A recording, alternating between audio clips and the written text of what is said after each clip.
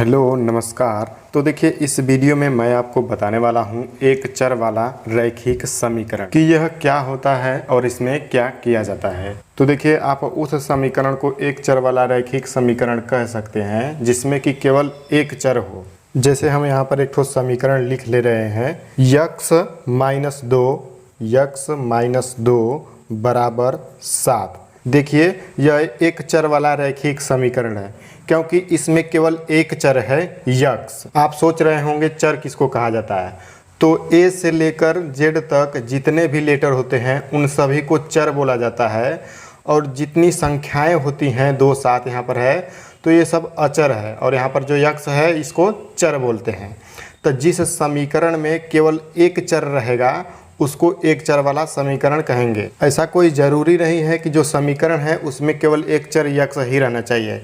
आप यहाँ पर y भी लिख सकते हैं। जैसे दूसरा समीकरण हम लोग ले रहे हैं 7y और -9 फिर बराबर 16। देखिए इसमें एक ही चर है केवल और केवल y है, ठीक है, इसलिए यह भी एक चर वाला रैखिक समीकरण है। अब इसी के आधार पर एक ठो और समीकरण हम लोग ले रहे हैं तीसरे नंबर पर 3/7 प्लस जेड।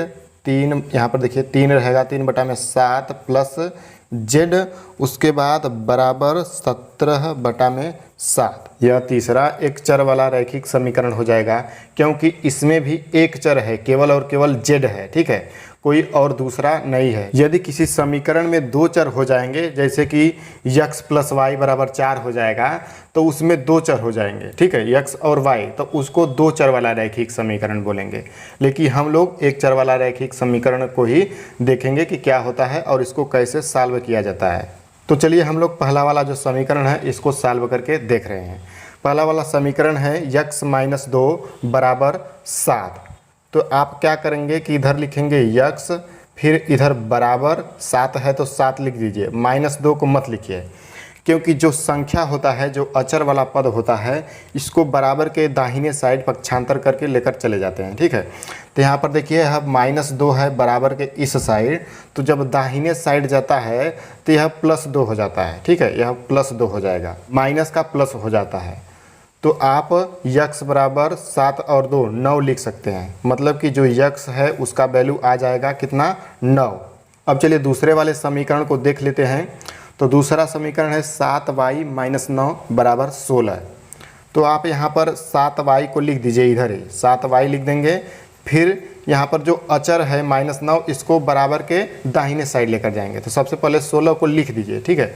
16 को लिखने के बाद अब इसको दाहिने साइड पक्षांतर करके लेके आइए। तो -9 है तो इधर जाके +9 हो जाएगा, चिन्ह बदल जाता है, बराबर के इधर उधर जाएगा तो चिन्ह बदल जाएगा। अब क्या हो जाएगा, इधर 7y बराबर क्या हो जाएगा, 16 में 9 जोड़ देंगे तो आ जाएगा 25। तो यहाँ पर लिख देंगे 25।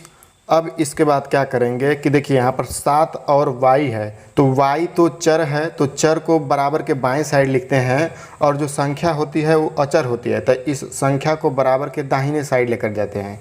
तो अब इस 7 को दाहिने साइड लेकर जाएंगे तो 7 और y के बीच में गुणा छुपा होता है, उसको लिखते नहीं है।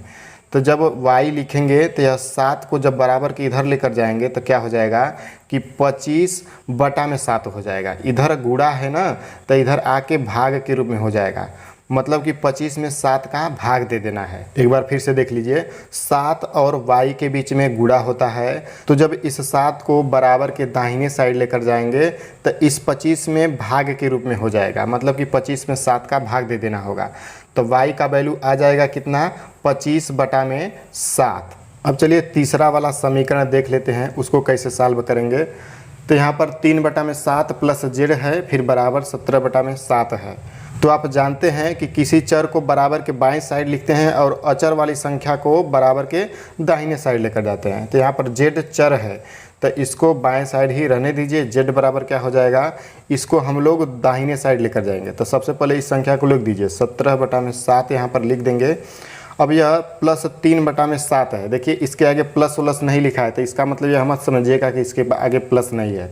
किसी भी संख्या के आगे कुछ नहीं लिखा है तो इसका मतलब यह होता है कि उसके आगे प्लस है, ठीक है।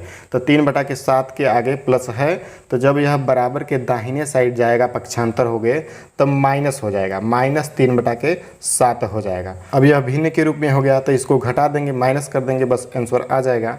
तो देखिए यहाँ पर क्या हो जाएगा, एलसीएम 7 ही है तो 7 ही आएगा। अब ऊपर 17 फिर -3 है तो 3 लिख देंगे। अब जेड बराबर कितना आ जाएगा, 17 में से 3 घटा दीजिए तो आ जाएगा 14, तो 14/7 हो जाएगा। अब देखिए यह कट रहा है, ठीक है, यह कट रहा है, डिवाइड हो रहा है 7 से, तो 7 एकम 7, 7 दूनी 14 कर देंगे, तो जेड का वैल्यू कितना आ जाएगा, 2। अतः आप देख सकते हैं कि जेड का वैल्यू यहाँ पर 2 आ गया है। तो मैं आपको फिर से बता देता हूँ कि एक चर वाला रैखिक समीकरण आप उसी समीकरण को कह सकते हैं कि जिस समीकरण में केवल एक चर हो, यक्स हो तो यक्स ही रहना चाहिए, या फिर वाई हो तो केवल वाई रहना चाहिए, या फिर जेड हो तो केवल जेड रहना चाहिए। ठीक है, केवल एक ही चर रहेगा तो उसको एक चर वाला रैखिक समीकरण कहेंगे। मैं जानता हूं कि आप मेरे कहने से लाइक और सब्सक्राइब नहीं करेंगे, लेकिन मैं आपको बता दूं कि एक वीडियो बनाने में बहुत मेहनत लगता है, लेकिन वहीं यदि आप लाइक और सब्सक्राइब कर देते हैं तो उसके आगे मेहनत का कोई वैल्यू नहीं रह जाता है, क्योंकि आपके एक लाइक और सब्सक्राइब से हमको ऊर्जा मिलती है।